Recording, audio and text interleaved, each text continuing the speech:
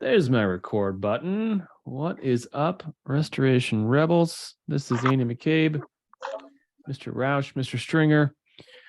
This is the Restoration Rebel Roundtable for December 29th, 2022, the last Restoration Rebel Roundtable of 2022. We're going to try to not break anything today. That's my goal. Don't break anything. That's actually my goal most of the days of my life. Just get out of bed, go through the day without breaking something, because I am that old. All right, here we go. The Restoration Rebel Agreements. Agreement number 1, I will protect the value of my services. Agreement number 2, I will practice incredible transparency. Agreement number 3, I do not believe in competition. I don't know. It's some days I believe that some people get this, and other days I'm like fighting everyone I have a phone conversation with. It's weird. Okay, agreement number 4, I am willing to walk away from any project, client, or contract that is not compatible with my values or stated mission. Hello, hello, hello. Mr. Roush. Oh, who's that cute little girl right there? That's my oldest daughter. Hello. Are you guys back home in Phoenix? Or are you in Texas? I'm in Mesa right now, yeah. Okay, well, all right. I feel bad. I missed you guys. I should have reached out. Should have reached out over Thanksgiving. More coordination, and then we can figure it out. You know, Desert Trail Park is not very far, and so. Oh no, it's got to be right next door, and it's just right there. So, oh man, I think I'm gonna find a hat to put on here shortly. I went for a swim this morning, and chlorine in my hair obviously don't get along. So before we get too deep into this, Mr. Spears, I'm trying to get you into the room here. Promote panelist. All right, I got the Facebook page up here. So Mr. Oren David Herterick, welcome. You got any questions? You got anything to talk about? Just put it in the chat there. Oh yes, I know where Mr. Spears is today.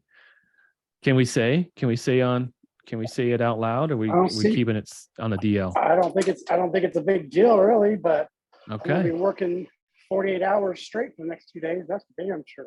Yes, you will. Yes, hopefully you brought a razor or some sort of. Are you just gonna go natural? You're just gonna go wild. Hey, it hides my 3rd and 4th chin, so that's what matters. That's the only reason I grow one. So Mr. Spears is at Churchill freaking Downs. Churchill Downs.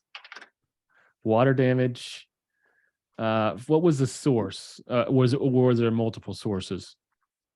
Multiple sources. There's 3 of these buildings here that you can see that I'm kind of standing on. 6 floors, all the way down to the 1st floor in all 3 buildings. Oh, well, okay. What's the construction type? I know we got a lot of concrete, but what else we got? Glue downs, drywall. And is it steel or wood frame?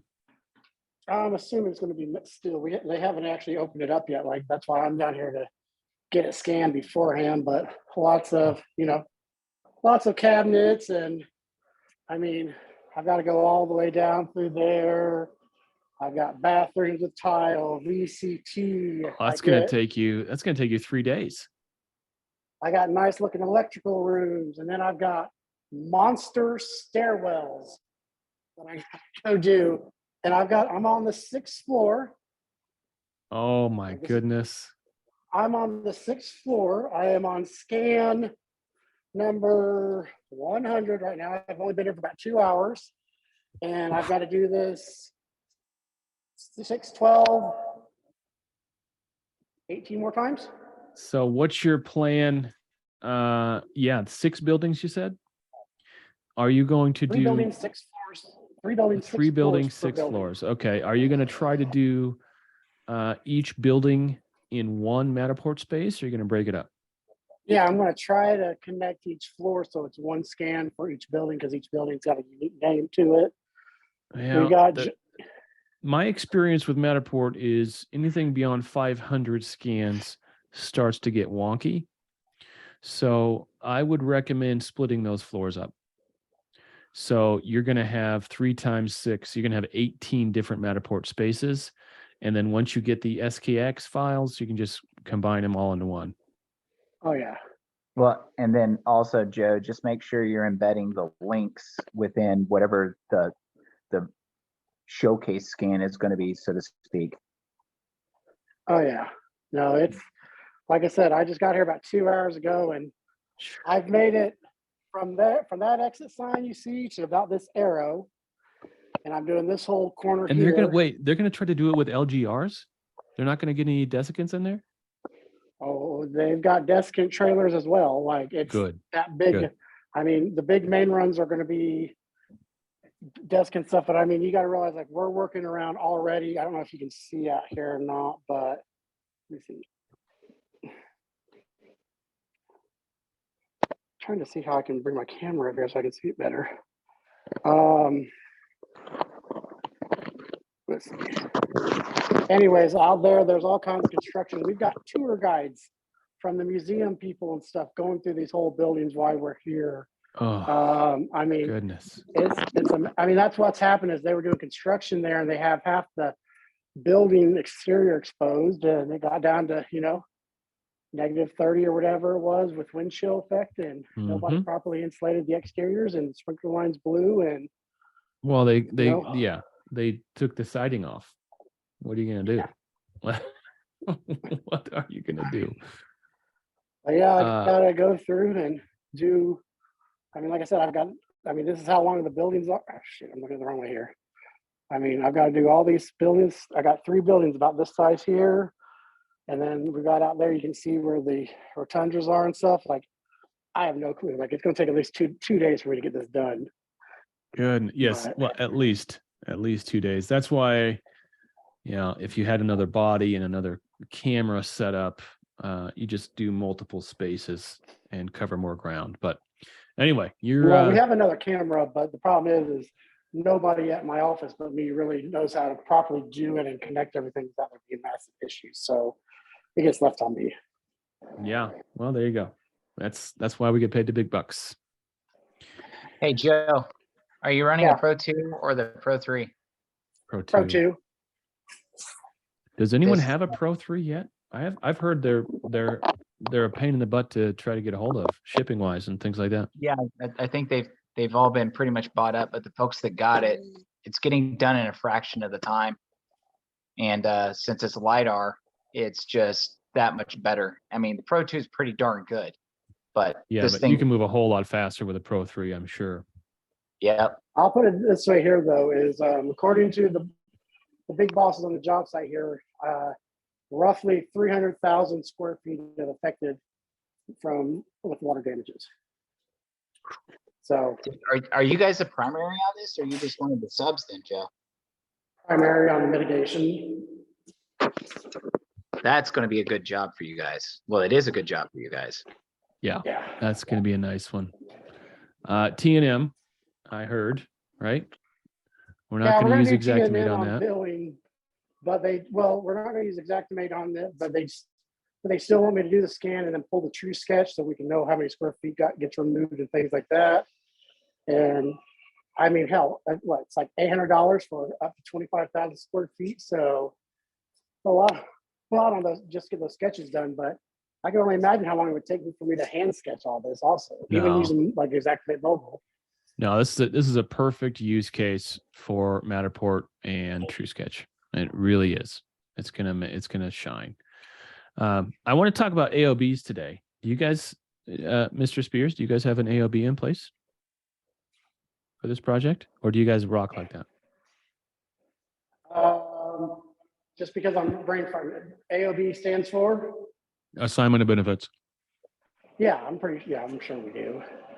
Okay. I mean, our bigger company and our environmental side, this is all they ever do. So we're very familiar with this stuff here. So, okay. But yeah, no, they usually do. And assignment of benefits is not the same as a direction to pay. So I want to give a little shout out to Mr. Ed Cross. It looks like he's got a sale through. He's got 2 more days in this sale where he can pick up his assignment of benefits, assignment of insurance rights package and book. And yeah, I cannot emphasize this enough, that if you're doing restoration work without an AOB, you're walking outside in a rainstorm without an umbrella. It is super important. A lot of the appraisals that I'm currently working are being brought by contractors who have AOBs, because as well as I do, insureds could care less. When a push comes to shove and the insurance company starts squawking, the insured is oftentimes the first one to fold. They're going to cave and say, hey, whatever they're going to pay, that's what I'm going to give you. But they're not going to fight. That AOB puts you in a position of being able to fight for your rights to party. I mean, yes, fight. It just puts you in their shoes, so you can demand appraisal, you can sue, you can do everything they could do as the insured, because you have been assigned the insurance benefits. There's in the current the recent legislation in Florida was aimed almost directly at AOB. It didn't outlaw AOB, but that is where they're going. It is such a dangerous thing to carriers. They understand the power of an AOB. That's why they're going after it so hard. I had a PA on the line, and last week, and I asked him if he does proof of loss. Do you ever submit a proof of loss? And he says, no, that's too hardcore. He doesn't want to get too hardcore. And an AOB can be looked at as being aggressive, right? I look at it very differently. I look at it from, the insurance company is trying to steal money from me and my company. That's pretty darn aggressive, in my opinion. So there is nothing that's going to stop me from getting just as aggressive and protecting my rights. Yeah, Mitch, I'll forward how about I just forward this email to you? How about that? Mitch wants me to forward this email, forward the info for the AOB. So Mitch, I'm surprised you guys aren't using AOBs currently. Mitch, what's your email address? I was too. It's going to be M Stringer. There you are. I was surprised too on some of those things. I have mixed feelings about it. I'd like to look into it. I know when I was in roofing in the Midwest, a lot of people were using them, and then when I was in Nebraska, they actually brought a law against it. Mm-hmm. And why did they bring a law against it? Because it was so powerful. It was such a great tool to make sure that restoration guys got paid, that roofers got paid. And what I say every time someone comes up against it, they say, well, that's too aggressive, whatever else. And I said, every time you go to the dentist or the doctor, you sign an AOB.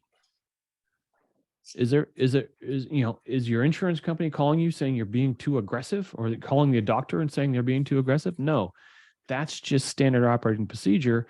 In the insurance claim environment, you have to protect your rights as a service provider, and the AOB is one of your number one tools to do that. Same with on the PA side, and actually the claim side, the proof of loss. If you're not submitting a proof of loss, if your insured isn't submitting the proof of loss, or your PA isn't submitting a proof of loss, you are essentially telling the insurance company that this estimate that I'm sending over is a suggestion. When you tie that estimate to a proof of loss, it's no longer a suggestion. That's a demand.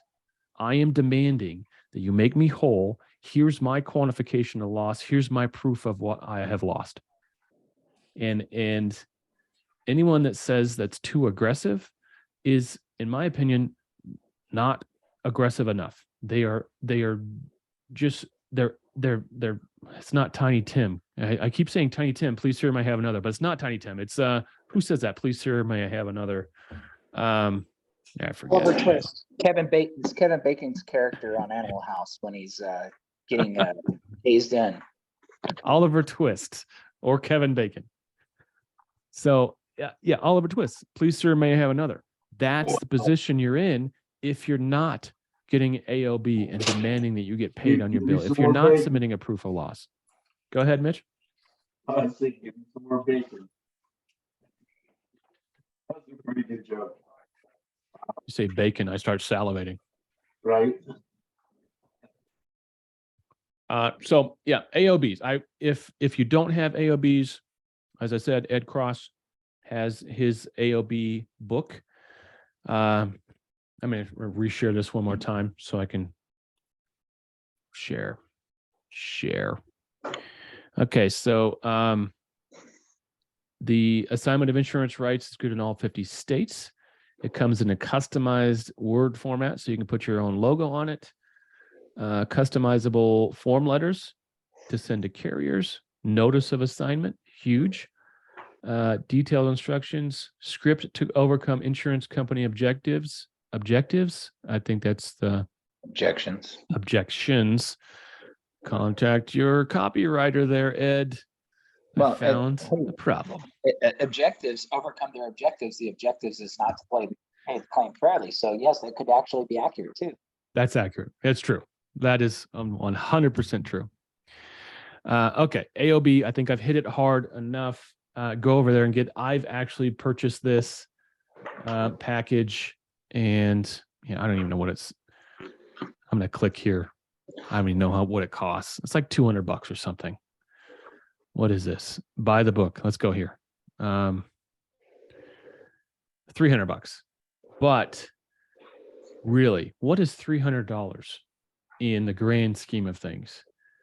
If spending this $300 makes sure you get paid on $30,000 worth of a loss that the insurance company wants to screw you out of, money well spent. This is AOB is a gift that keeps on giving. Implement it into your contracts, implement it into your process. Just do it. Just freaking do it for the love of all that is holy. All right. I had, before I came on, well, first off, Mr. Roush, how are you, man? What's new? What's new in your world? I'm doing okay. In Arizona, we have our just had another rainy time. I'm just trying to deal with the holidays and doing some reset here, talking with my clients back in Texas. Some are stuck with lawyers, so there's not much going on there, just getting updates. And then got a rebuild that's going in a different direction because the real estate market's turning. So yeah. Oh, they're trying to back out and value engineer it? Yeah. Okay. Yeah. So I just want it done, want it off my plate. This one's been dragging out way too long. But then again, it's do it right or don't do it. And so they're exploring the option of selling as is. I'm like, good luck. Wait, selling the entire and selling the home as it sits, unrepaired. Yeah. Huh. Yeah. I'm just like, whatever. It's an option. And why would they do that? Because they've only been paid 50 cents on the dollar and they're just going to walk, or what? It's because the cost of repairing it's just skyrocketed so much. And they, at the different phases, been, with the delays of materials showing up and then labor not showing up. Because I sell most of my stuff out, and the market just being as dynamic as it is right now, it's been hard to get people to show up. Yeah, the goalposts have moved since you started that project. What, 2 years ago? Oh, much further back than that. Oh no. Yeah. The money spigot's been on and off, on and off, on and off, and my scope hasn't changed, but the pricing has. And then the other challenge is you go to sell the house, which we're learning is there's a lot of trees by the house, and when it comes to the mortgage company issuing a mortgage, they're going to require all these trees to be moved with extra cost on the house. Wait a minute. Why would they have to move trees? They're a risk to the structure. They've already caused problems with the foundation. They're too close to the house. we're in a windstorm zone. So they can't get a mortgage on it until they deal with that, because it comes up in the inspection.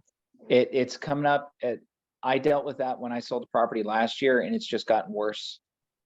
The mortgage companies, the market being what it is, they don't want to take on the risk if they know how much it costs if that house is going to get damaged. They also know how the insurance companies are behaving. They're just telling the seller, fix it. So when we take on this new risk, we're not stuck with the liability, because what are the odds the homeowner is going to get screwed? Very high. Very, very high. And so, I asked a couple of guys that do those, and I go, okay, you've been doing this how long? Why is it? They're going, the banks are just becoming risk averse. And they were doing this before the market went the direction it's in now. So they saw the writing on the wall, and it's getting harder. Yeah. Well, I'm not saying that it's Debbie Downer, it's just what it is. The banks had better data than the rest of us. Yeah. So whatever they started doing, that whole Zillow, was it Zillow that stopped buying properties early? It was it 2021? Late 2021, they stopped buying properties. And at that point, everyone's like, why would they do that? The market's so hot. And the market did continue to go up until it didn't. Right. Well, now interest rates being what they are, they're taking off. I think the average 30-year home mortgage is at 7.5% climbing, going to be 8 real quick. If we continue at this rate, we're going to be at double-digit interest rates for home loans, I'd say this year. Yep. 2023. Yep. We haven't seen that since the 80s. Yeah. And so effectively, we have never seen that, right? I was 5 years old in 1980. Yeah, me too. And I remember my parents talking about that. And I remember it as a big deal in the late 80s, early 90s, when it came down to like 7%, what it is now. My parents finally refinanced. Wow. And then we got spoiled when it got down to a low of like 2%. Yeah. A good friend of mine refied one of his properties. I mean, he's in a different bracket than I am, obviously, at 2.25%. Wow, free money. I mean, he got, and it was like $500K of free freaking money. Because you can take, even if he didn't spend it on a house, you go to the market and get anything above a 6% return on it. Why wouldn't you? Why wouldn't you? So, what I'm doing is I'm also working on pivoting because the environment's changing, and I've already talked to you about that. Yes, it is. And I'm looking for other things to do still within our realm, and we'll see where it goes. That's why I've been talking about it. We have to start pivoting. It's great what Joseph's company landing what they did and being able to do that scan. That's a service we can offer. With our experience with Xactimate, there's still going to be people remodeling homes and businesses and building. We can take our Xactimate skills and use it like it's originally designed, and we can start working on takeoffs or building our own estimates to help people budget. So it's interesting times, and it's just figuring out how to market and do that. I'm trying to keep my toe in the world. I'm looking at some organizations here in Arizona as I'm rolling the welcome mats up in Texas. I'm just going to keep the minimal presence there just in case of a really big storm. And I'm also in the process of getting away from insurance because I've got so much outstanding from the winter storm still. Thank God that this past one didn't wreak havoc in Texas. Yeah. The grid held. The grid did not fail. Well, that, and so many people, because of that storm, replaced their freaking plumbing, and they insulated their plumbing, the ones that couldn't get replaced, and the grid held. So those 3 factors, and it's just one day, not 3 or 4. Yeah. Last one was almost a week. Yeah, it was bad, but that's where we're at. And since I'm on the phone, Southwest, haha. Talking about not adapting, I can't believe the ops side and their side of the house isn't modernized. But the Pilots Association came out and talked about that, but that's another story. Well, they are the budget airline, right? And just by virtue of being the budget airline means they don't have a whole lot of money left over to reinvest and upgrade, right? So they're using these legacy systems that obviously finally broke. Right. Well, they've been spending their money on modernizing their equipment and taking care of their people. So this just caught up and bit them. Yeah, it did.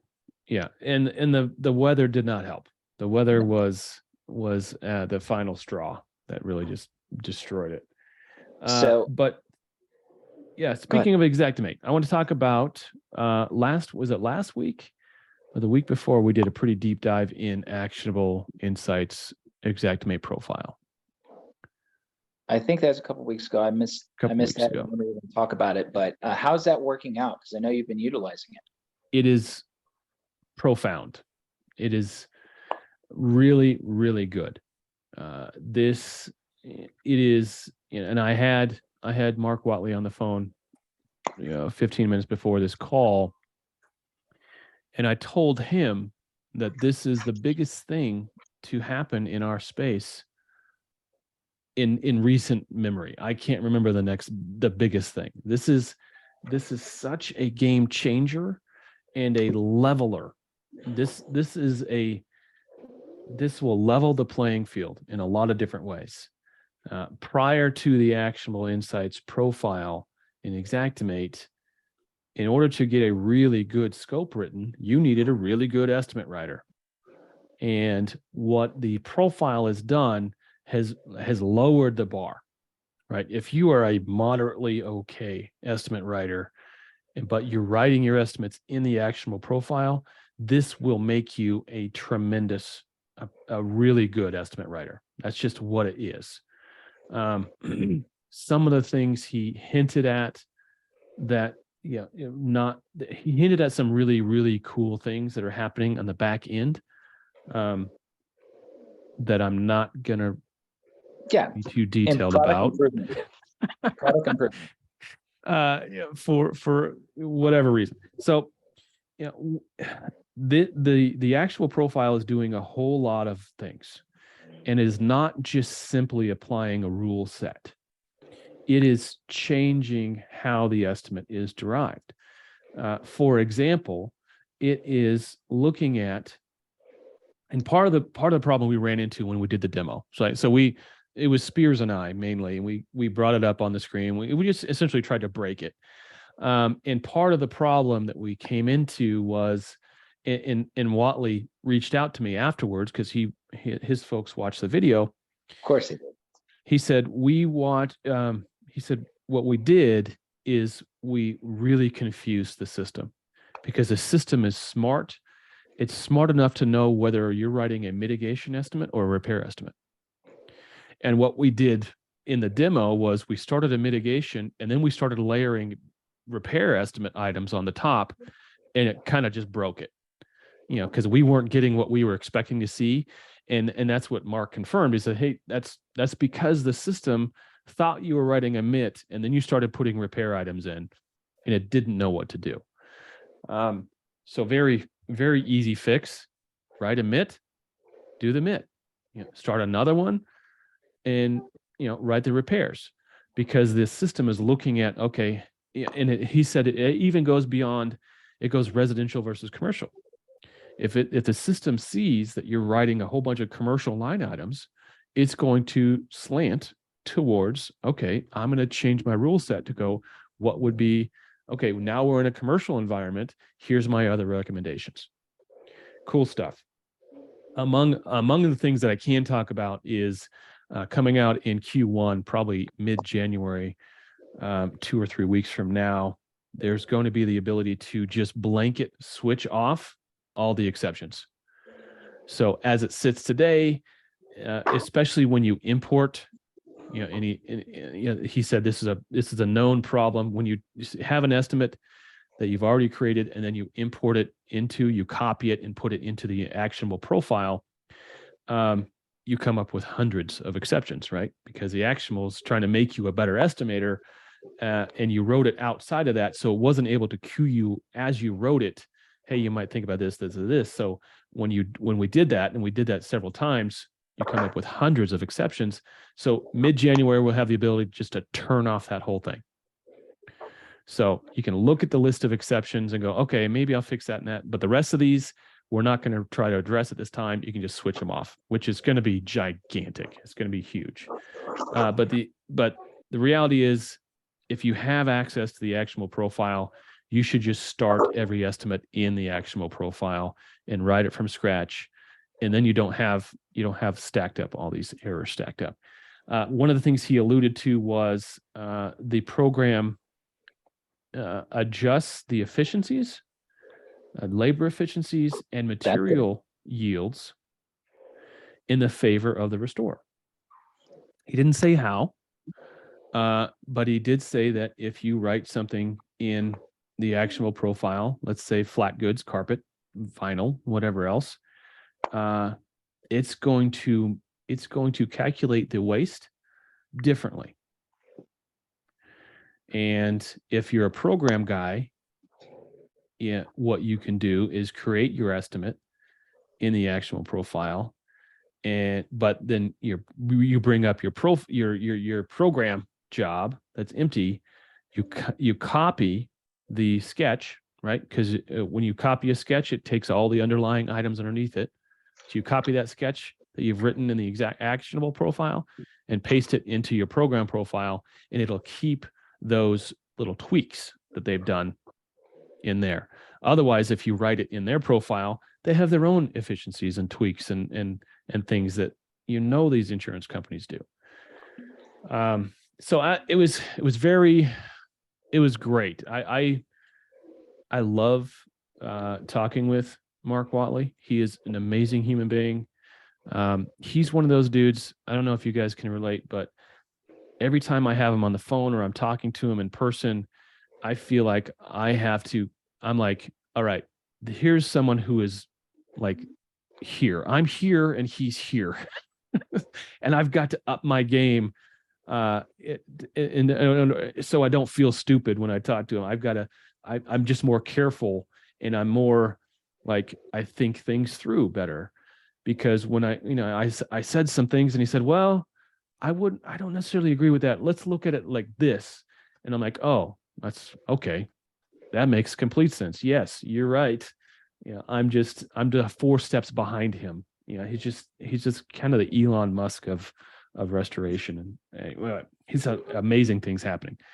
But the other thing we touched on, and I'm doing this mainly based on feedback that he gave me based on our video that we did, the pricing, right, is, some people might look at $160 a month per instance as, oh, that's a lot of money. And maybe it is, maybe it isn't, but it's really hard to determine value outside of context or experience. So if you don't have any experience using Xactimate, or limited experience using Xactimate, let alone a customized Xactimate profile, it's hard for you to really understand what you're buying with that $160.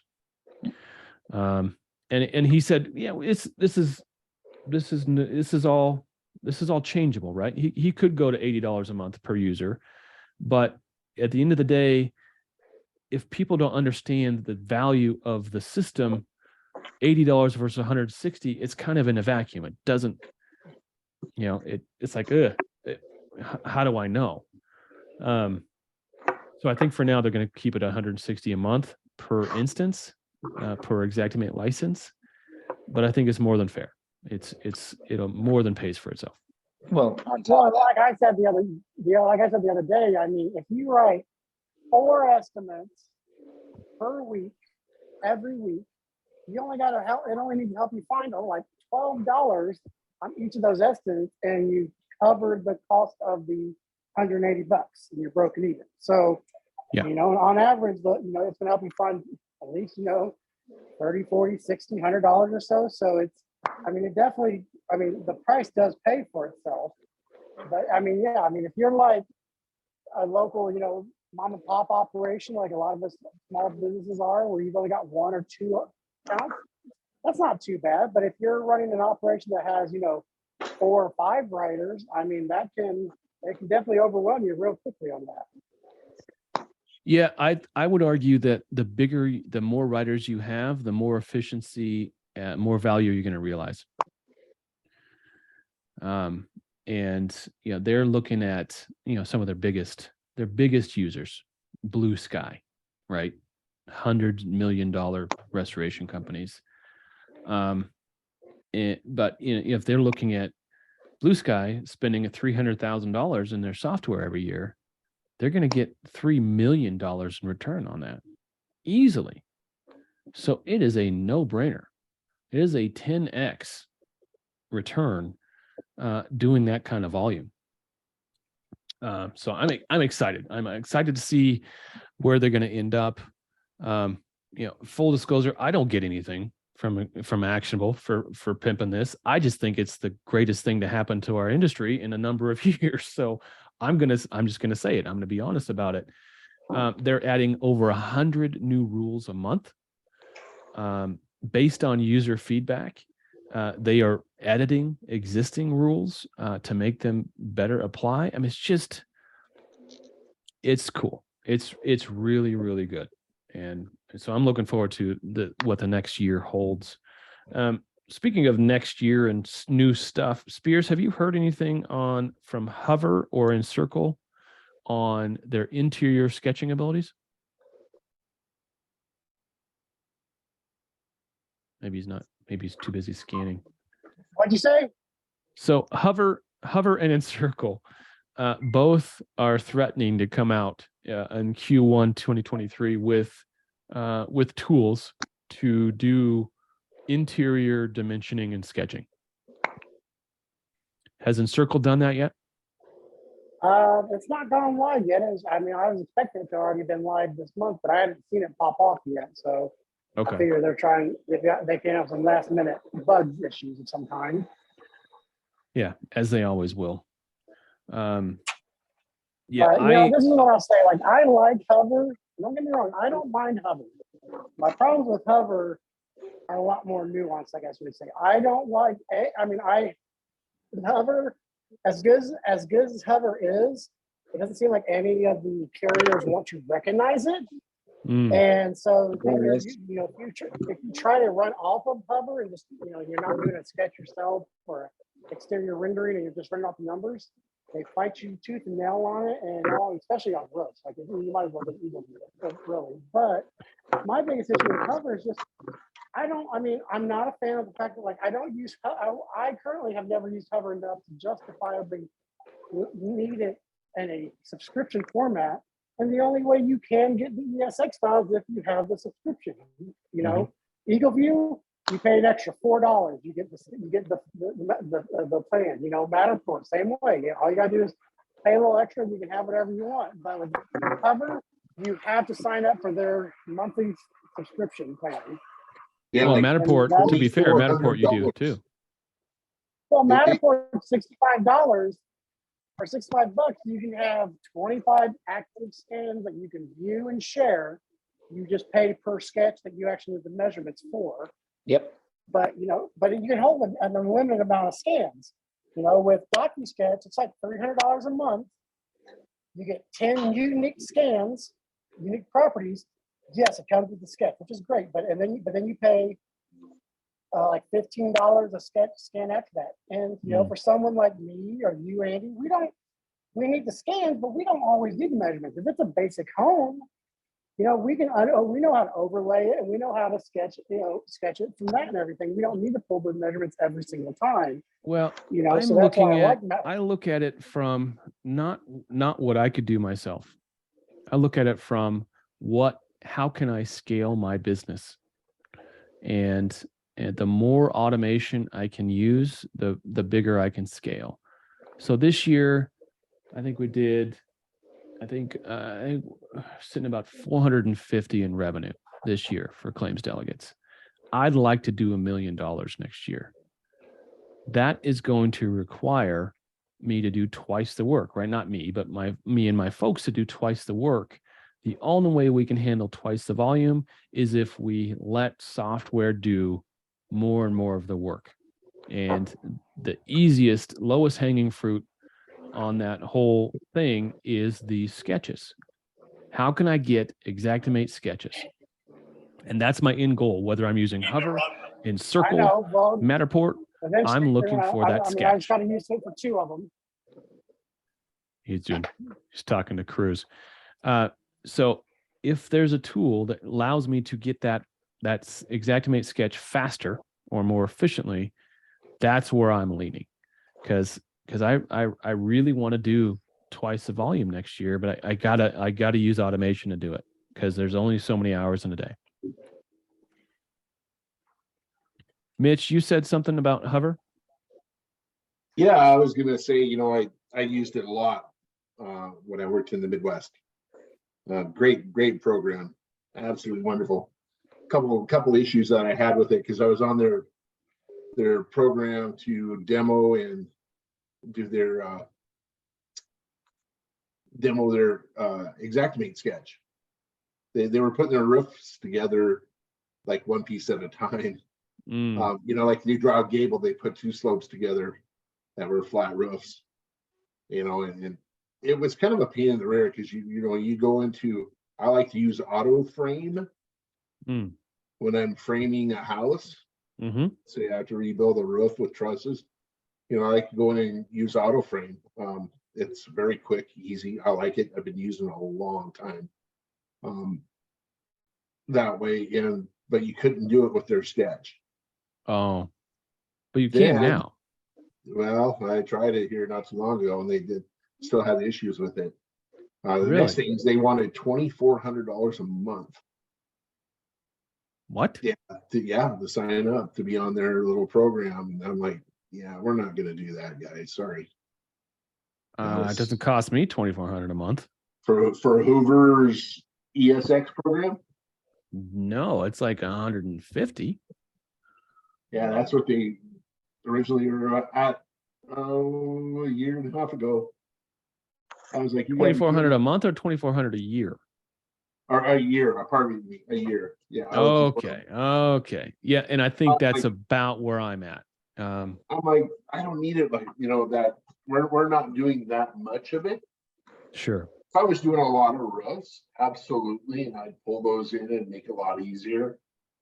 But even where it is now, you can get your PDF of it and write up a pretty good scope for the few roofs that were involved in, maybe on a fire damage or, things Sure. like that. It's not like we're a roofing company after it. Didn't see the value in that. Yeah, it looks Well, like and it's 100, like 166 a month is what it costs me. But I like the ability to send anyone with no experience a link. They download the app, no matter where they are in the world. They can download the app. The app walks them through how to do it. And then magically, same day, I get the ESX file, I get the photos, I get the dimensions back at the desk, and I can shoot that to my remote estimator, and they can get to work. It's worth $166 a month to me, just to be able to offer that to folks. It allows me to be a whole lot. It allows me to have national coverage with being just one guy. and I will say, if you've ever gotten the Hover experience, especially not in the roofs, like I like my Eagle View. I trust Eagle View. I personally have the least issues with Eagle View. I know there's some people that say it's always wonky, but I don't have a lot of issues with Eagle View. But for the exterior builds that they do on the Hover, they're amazing because they take the time to separate out your different finishes. So if you have, brick molding 3 foot. I really like that. Yeah. So if you've got a 2 foot, stone facade, they'll call that out. And what I like is the window openings. The siding dimensions are accurate because they take out the window open. I mean, it's just, Dirty's little secret. Very little of that is automated, as it turns out.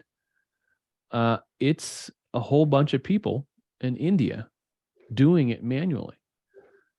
But the labor arbitrage between them doing it manually and me doing it manually is a no-brainer. And I think this came from Watley's conversation. He told me that it's not automated. It's a bunch of people in India. And I said, I don't care. because their labor rate is way lower than mine. So I don't care who's doing it, as long as the end product is a beautiful end product. And so far it is. The end product is usable, and it suits accomplishes what I need it to do.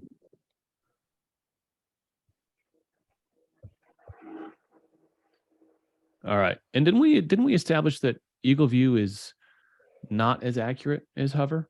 Didn't you run that experiment, Spears? I mean, I had a job where, the last time I had a Hover and an Eagle View both on it, when I did the Eagle View, I was using auto calculation for my replacement on my squares, and I was at like 30% waste compared to the adjuster, and then the Hover was only at like 19.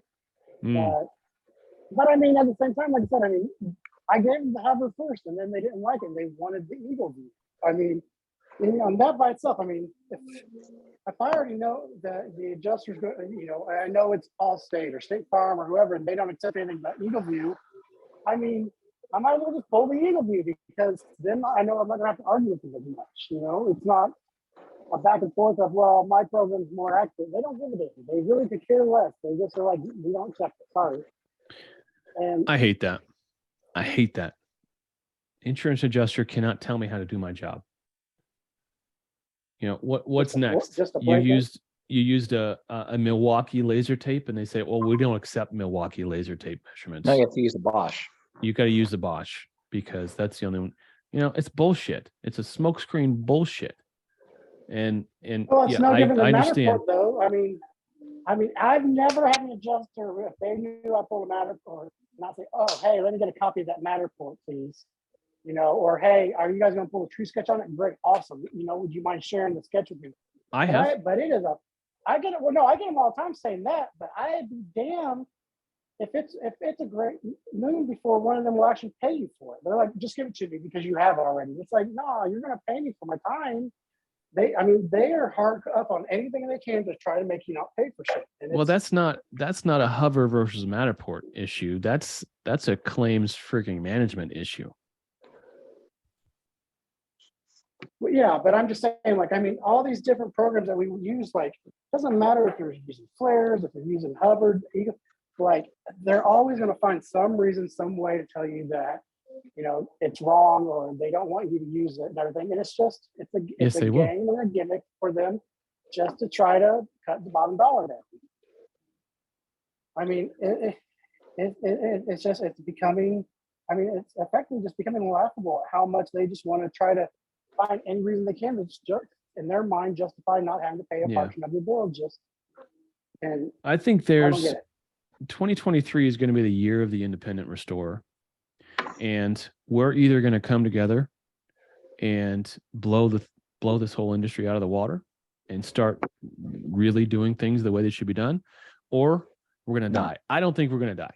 I really don't. I think there's too much critical mass, and frankly, too much money on the line for the independent restorers to just go away and acquiesce. I know that's the hope and dream of these carriers, is that we will just acquiesce and we'll all become nice little program contractors. But the numbers are there. The numbers, I think they proved it out, that most contractors don't do 100% program work.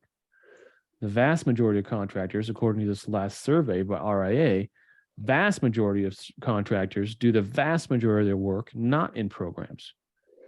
So all we need to do is tip the scale a little bit further. And I would like I'd like to see a day where there is no program work, zero program work. Because that day, when we all say, no, we are not going to do your dirty work, we are not going to do your bidding, we are not going to work for you, on that day, we get the whole thing back. Everything starts to work. And that's why they're attacking the AOB so hard. Well, the whole program design and setup, they're seeing, I'm in a bunch of groups where there's adjusters in them that is not it's restoration people specifically, but there's adjusters and all, and they're losing their mind right now because why? Because with all these storms, everybody's out of equipment, trying to find equipment and everything, and they have all these people on programs, and they're losing their mind because they're like, why are the programs are losing their mind, calling contractors, complaining that you're not hitting your deadlines right, and Yep. the adjusters are, they're like, I'm not, you're on the program, we only charge for 3 days. And it's like, bro, we had 200 jobs come in since Christmas. Yep. And we had only thing we could do was extract a set of DHU there and to control the environment. And their whole plan falls apart then on trying to, monopolize how we do our job. And I think as the more storms we get in and stuff, the more they realize it. The freeze, these types of events, if I'm a contractor, which I'm not yet, I'm taking my test. I will be a contractor soon. I'm going to be a MIT guy in Central Oregon. I haven't come up with a name yet.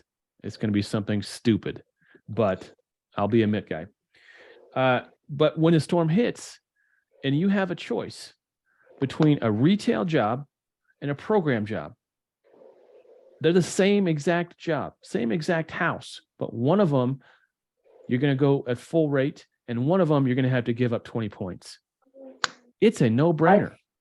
My favorite, though, is if you're on a program, it don't mean a damn thing if that homeowner called you directly or if it came through the program. If I'm on Code Blue with Allstate and I get an Allstate direct call, if that adjuster knows we're a program vendor, they will force it through the program, even though even though the program had nothing to do with assigning the job or nothing. They'll force they will.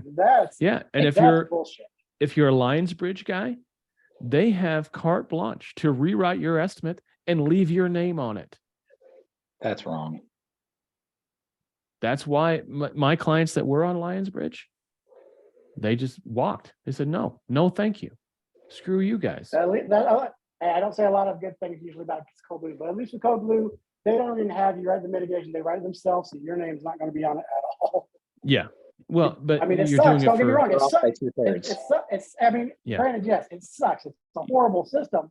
But you're at doing least the I'm not work. having my name put on something and then they mess with it. You're doing the work for 65 cents on the dollar in Code Blue. Yeah. 65 cents on the dollar. And Zach, I'm with you, Zach. Abe's Restoration, the most honest restoration company around. Honest Abe's Restoration. All right, I'll do it. Hey, Andy, just want to give you another thing that's happening that affects us in the restoration world. We're getting this through my wife's YouTube channel because the water monitor systems. More and more. Well, you just mute yourself. That you install a house water monitor on your house with the shutoff, or you will not be insured for a water loss. Yeah. That's coming. It's happening now. So just for you guys to listen, it's call and record, and the few that are on here now, the two market leaders, we've used them, are Flow by Moen and Finn. So start learning about those things as an add-on. If you're coming in for a burst pipe issue, make that an automatic upsell on the house, because for the reinsurer, for them to have water coverage going forward, it's going to be required. So have you seen policies with that in it? Yes. Oh, I'd be curious to see one. Send one to Cincinnati. That might be something. Cincinnati is so before they underwrite or when they underwrite. Correct. That you will not have water for pipe bursts, water leaks, those type of things without a whole house water monitor. Even if unless you have a whole house water monitor with shutoff. Well, if there's anything that we're going to learn as a society from these more frequent and more severe storm systems, it's that we need to fundamentally rethink how we're building our buildings. Yep. We need to go back to the drawing board and stop building buildings with these fundamentally inherent problems. Yep. Building science. Yeah, we've got to go right to and I'm looking at, I've geeked out several times and gone down several different rabbit holes. I'm looking at concrete. you can do a whole lot with concrete forms, Mhm. colored concrete forms. And, you could do essentially, my dream is to figure out how to do residential construction tilt up. Residential Well- tilt up construction, but still has style, right? It's not this Well- box. But have style, but also you're in the Pacific Northwest, meet the earthquake requirements where it's not going to collapse like it does in third world countries. Down in the coastal areas, windstorm requirements. You're already going to meet the fire requirements with tilt up because it's fireproof. It's concrete. Yep, it's concrete. In the central US with the tornado problems and severe thunderstorms, you're going to need to be able to handle the projectiles and things like that. Mhm. I mean, a big enough tornado comes, it doesn't matter, it's coming down. But for the vast majority of storms, yeah, I think that's a great idea. And then how do we design the mechanical and plumbing electrical systems where Yep. it's hardened Yep. against the event? Yep. And we also have the systems like a severe freeze is coming. How can we quickly drain down the property? Can we keep the pipes warm even if the power's out? What can we do? Right. And then also meet comfort because we got to watch those utility costs, don't we? Yeah, we do. So, all right, food for thought.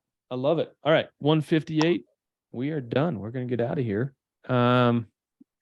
You guys, Brian, Joe, and Mitch, you guys have the last say. What, anything else for parting words? This is actually the last parting words for the year 2022. Well, for the guys out there that are still doing it, getting done, prepare for next year. Look for other ways than the way we've always been doing it. Continually improve. Reach out more to our peers, and let's band together and share our ideas and learn how to do it better as a team. Yes. And take care of our clients and take care of ourselves. And have a happy new year. Yes. Yes, sir. Mitch, you unmuted yourself. You got something to say? Hey, I was just going to say, I do enjoy visiting with you guys. Your wealth of knowledge. I do appreciate that a whole heck of a lot. It's just really nice to be able to, have conversations with people in the industry and, have a real legitimate answer come back to you, not something that, sarcastic like the notes that we see on Facebook and stuff. But Yes. besides that, I'm glad that I'm not a program guy today. I can tell you that. I heard us talking about that, and I was just reflecting back on all the grief that it took to put these things together. God. And I think that everybody needs to make a real hard look and decision at that as they keep pushing us that direction. But everybody have a great new year. Yeah. They can push, but the numbers don't play out. There's still the vast majority of contractors in the United States are not program contractors. There is always somebody else. When they say, well, my guys don't do that, well, your guys are in the minority because the program work that happens in this country is not the majority of the work that happens in this country. And when you just keep that in mind and keep that, when they shoot out some broad brush statement, just ask them to quantify that.